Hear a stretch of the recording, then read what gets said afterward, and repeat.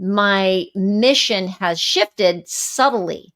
I'm still talking about reinvention because people get to a point in life where they feel stuck and you want change. You want to see change in your life. But it's not that you need to change yourself. It's just that you need to change how you think about yourself so that you can, so that has been, it's subtle, but but for me inside, it's been a seismic shift.